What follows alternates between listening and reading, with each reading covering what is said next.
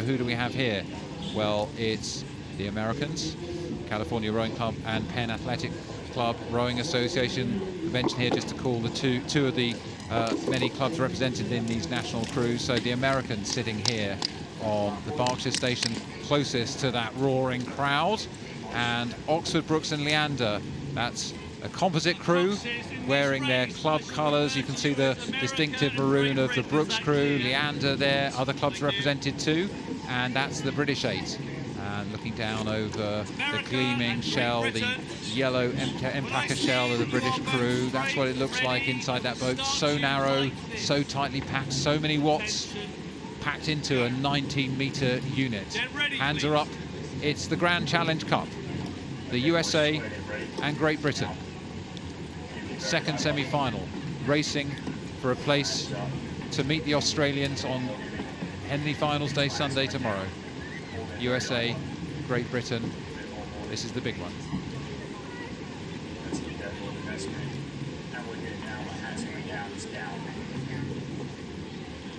Attention,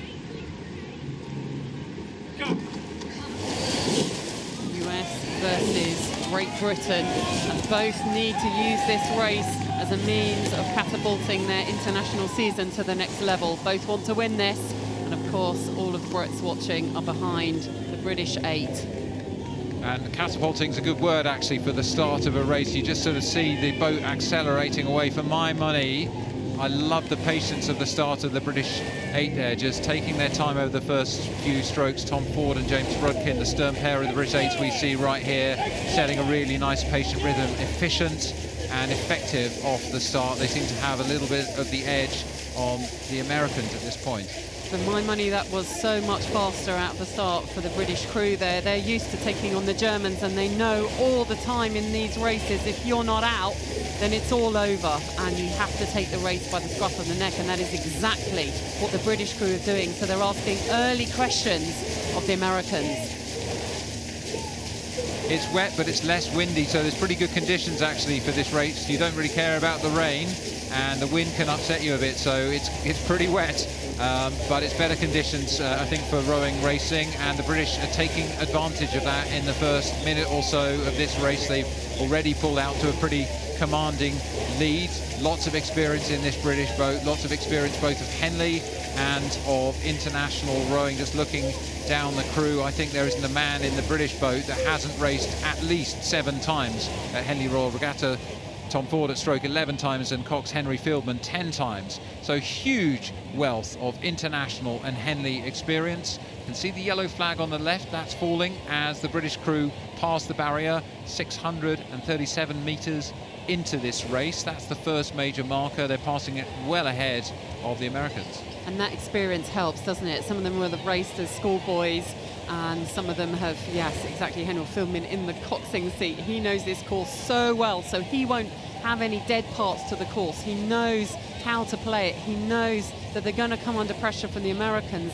And the Americans, you know, for them, they've got to get back in this race. They've got to start pressuring.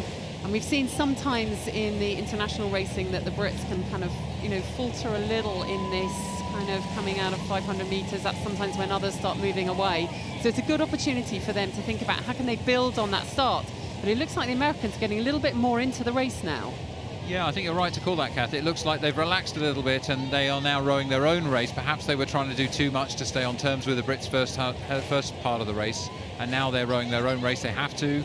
They've been out of touch for a little while, but they're trying to get into their own rhythm, remembering what it means to propel the boat in the way that they need to get the most out of their 8 athletes. There's quite a few there who are here in their first Henley Regatta. They're including their cox, Colette Lucas-Conwell. Very excited to be here. She's been with the US rowing men's national team since 2017. 5-man Michael Knippen as well. It's his first time competing here. So they are loving the experience of being here, but they have come to take part in this historic event of the Grand Challenge Cup. And they are wanting to make sure they come through this race, and they are attacking and putting pressure on the British crew, and it's useful learning. Yeah. We need the British crew to kind of have these race experiences, but we need them to be knowing what to do, how to respond. There is all sorts of Olympic experience in the British crew, bronze medals for those who were part of the British men's 8 in Tokyo, and they need to use that experience to help them to step on now. Well, the Americans have pushed back a little bit. I can see Henry Fieldman glances over his left shoulder to see if they're still moving. He can't see them, but they have been moving in the last phase of the race. Just looking at Peter Quinton in the 6th seat, the critical engine room seat, third from the left of the American rowers there. He has competed in the Prince Albert Challenge Cup for Harvard, winning in Henley Regatta previously. So there is some Henley experience there. Then the rest of the crew know where they are on the course, but I think the British have seen that push, they've held that push, and they're now responding. They're changing gear again. They're getting towards the end of the third quarter of the race, coming into the enclosures. It's their home territory. They'll expect a little bit of a lift from the crowd. There is so much experience there. We can see Charlie Owers in the middle. He's an old Radley boy, so he probably won't know the result of the last race, but we'll be very delighted when he does find that out. He's been rowing at Yale, then of course part of that Tokyo 8. He's a real linchpin in this in terms of the length and the power that he brings as they create this slightly different crew from Tokyo, building on Tokyo, but needing to get to that next level. Yeah, we have a unique Olympic cycle, don't we, with only 3 years between the Olympics, so you've got a bit less time to experiment. You've got to start to rebuild towards Paris, and that's what the British are doing here. As you said, tons of experience in this crew. Really, I like the way they're set up, actually. It looks like a little bit more fluid, really strong rowing. Just looking at Rory Gibbs at bow, really experienced as well. Morgan Boulding, we saw him with Matt Tarrant last year winning the pairs here at Henley, the spare pair from Tokyo, demonstrating how to move a pair fast down the Henley course. And they're setting up the rest of the crew well. Just the way you sit an 8 with the bow pair needing to be sharp and on it and providing that platform, really nice platform. You can see how smoothly that boat, despite the heavy, powerful athletes, is cutting through the waters of Henley.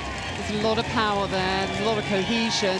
I think there's still a level to go to just get the bows to move smoothly so that they're not stopping it at all, but they are dominating in this race in impressive style.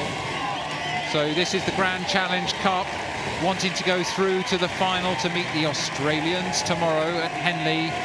It's Great Britain on the left of our picture who dominated through the race despite attacks from the Americans. They crossed the line 3/4 of the length up. They'll be very happy with that. Raising their fists, a ton of Henley experience in the British crew, confirming their victory. Great Britain, the Oxford Brookes Leander composite, beating the USA. It was a hard race. They had to go really hard in that, but that's what Henley's about. Henley is a really crucial part of building towards the World Championships. They'll be pleased with that. They need to make sure they're in the final. That was the absolute minimum requirement coming out of that. They then need to learn from today's race because they will be tested even more tomorrow.